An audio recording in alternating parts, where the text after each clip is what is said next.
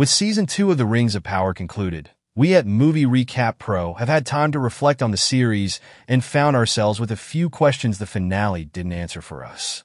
Sure, the season was packed with drama, but plenty of mysteries are left unresolved. Here are some that have left us with our hands raised. 13 rings have now been forged, though the original 3 are still with the elves, and the dwarves currently only have 1. Sauron now has the 9 rings of men in his possession. There are, of course, specific canon paths we're expecting, but as the show is meant to go on for 5 seasons, should we be expecting some action in Season 3? Will Sauron go on to start his corruption of men with the 9 rings, thus creating the ring wraiths? Considering the political unrest in Numenor is progressing and 3 of the wraiths originated from there, it would make good watching for that plot to start next season.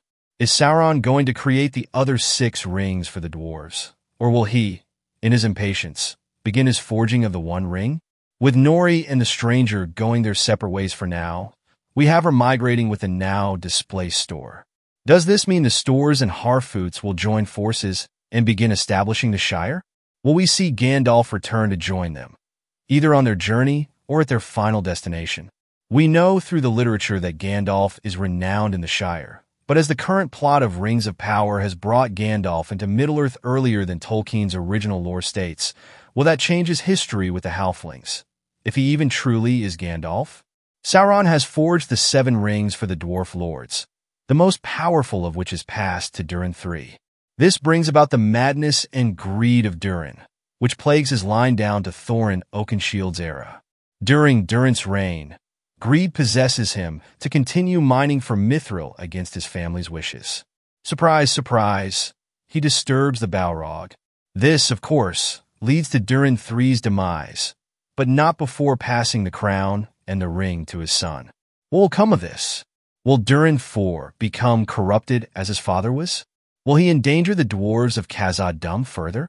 What will become of the 6 other dwarf lords? Will Sauron forge their rings? There was a lot of upheaval across the elvish folk in Season 2. Complexities between Galadriel and Elrond emerged, thanks to those pesky 3 rings Sauron helped create. They were initially at loggerheads over them. Then Galadriel gets captured by Adar, holding off his army. Finally, she escapes and obtains the 9 rings from Celebrimbor.